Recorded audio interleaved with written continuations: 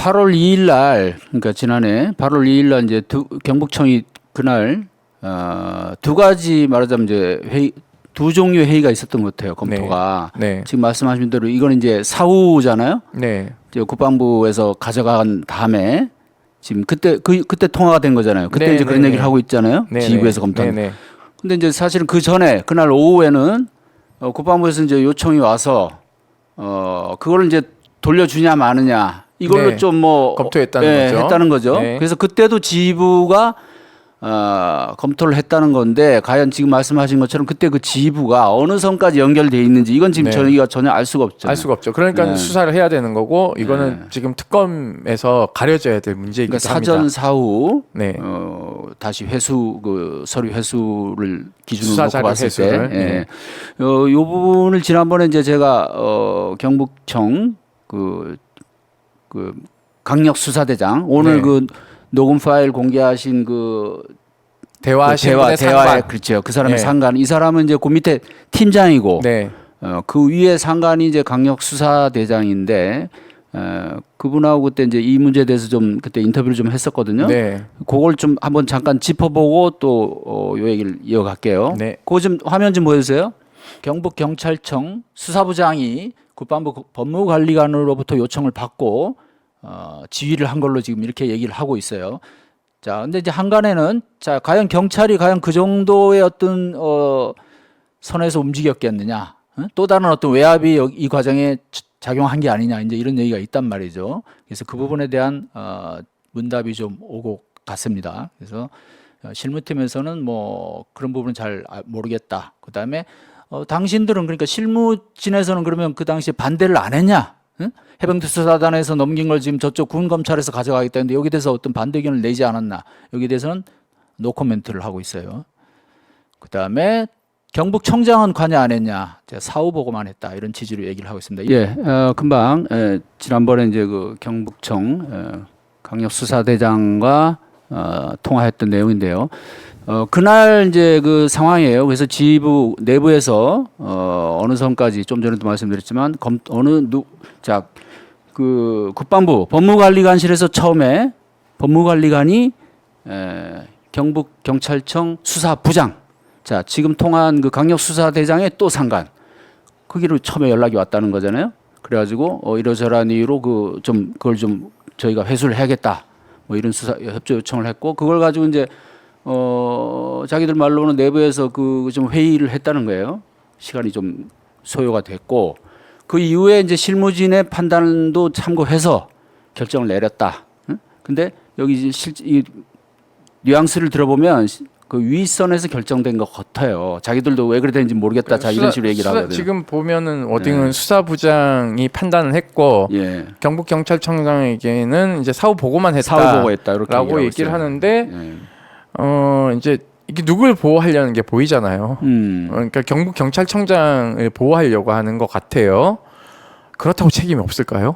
사후 보고를 했어요. 그러니까 본인이 범죄와 관련된 행위면은 당연히 또 지휘 책임이라는 게 따를 수밖에 없죠. 그렇기도 하지만 그 자료를 불법으로 내준 게 예를 들면 수사부장 내가 결정한 것이고 네. 경북경찰청장님한테는 내가 돌려주고 나서 보고를 했다라고 얘기를 하잖아요. 네. 그럼 사실은 경북경찰청장은 그 보고를 받았으면 이런 불법을 해?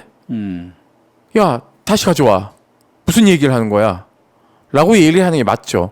그리고 이 보고라는 게 앞서 말씀하신 복사본을 떠놓고 원본을 줬습니다인지 복사본을 떼지 않고 원본을 다 줬다는 건지 아니면 복사본을 가지고 있습니다라고 보고를 했으면은 야 그거 파기해라고 명령을 받은 건지 아니면 나는 파기까지 한 건지에 대한 부분도 사실 불명확한 거잖아요. 제가 그때 취재 과정에 확인한 바로는 돌려주고 나서 이게 군 내부의 문제고 군 검찰이 지휘를 한다고 자기들은 판단을 했기 때문에 해병대 수사단이 이제 이런 말하자면 권한이 없다라고 판단을 한 거예요. 그래서 복사를 해놓은 걸 다 파기했다고 저는 들었어요. 그러면 명백한 이미 저는 그날 오후에. 그 명백한 불법이거든요. 왜냐하면 네. 개정된 군사법원법에 따르면 사망에 인과관계가 있는 사망 사건은 그러니까 다른 사인이 있는 그러니까는 최상병의 사망의 원인은 누가 봐도 다 익사잖아요. 물에 빠져 죽은 거잖아요.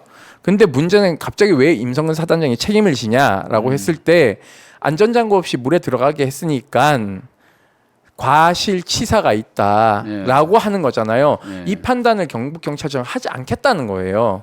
뭐 일종의 책임 회피죠, 뭐. 네, 그러니까 눈앞에서 범죄 행위가 벌어지고 있는데 이거는 우리가 간할 건이 없기 때문에 우리가 하지 않겠어라고 얘기하는 굉장히 이상한 논리인 거죠. 예를 들면은 조 기자님이 앞에 계시는데 경찰들이 출동해 있었는데 조 기자님 군인이에요. 군인이 이제 범죄 행위를 하려고 하는데 간할 건이 군사 경찰에 있으니까 경찰은 아무것도 하지 않고 있어요. 저 사람 군이니까 군사 경찰 알아서 해야 돼. 우린 가만히 있어라고 얘기하는 말도 안 되는 지금 이상한 짓을 하는 것이거든요. 적절한 비유 같습니다. 네. 지금 경북 경찰청에 그날 8월 2일 그 행태가 뭐 자기들은 이게 뭐 군 내부의 문제고 뭐 국방부 검찰단에서 나서니까 거기서 지휘를 한다. 예? 그렇게 해서 뭐 넘겼다는 식으로 아니 얘기를 그러면 하는데, 이게 말이 안 되는 게요. 예. 포항지검 검사는 왜 경북경찰청에다가 전화해서 빨리 그 이첩받으라고 독촉을 했어요. 또 고전에. 예, 고전에 그래서 경북경찰청 수사관이 해병대 수사관에게 빨리 좀 자료 좀 그러니까 이첩해라. 우리 지금 포항지검에서 검사님이 자꾸 전화 온다. 빨리 달라고 계속 요구하거든요. 그거 하고는 또안 배치되는 맞죠. 주장이죠. 그러니까 본인들이 지금 계속 거짓말에 대한 거짓말을 하려고 하니까 계속 앞뒤 말이 맞지 않은 거예요. 그래서 이제 추가로 제가 또 확인을 했던 게 그러면 지금 그 원래 원 수사 자료 해병대 수사단의 그 기록 그거는 지금 갖고 있냐? 지금 이제 수사를 하고 있으니까. 그러니까 어쨌든 그쪽 설명은 자 국방부 그 조사본부에서 다시 작성한 게 있잖아요. 법리 검토를 뭐 거쳐서 네.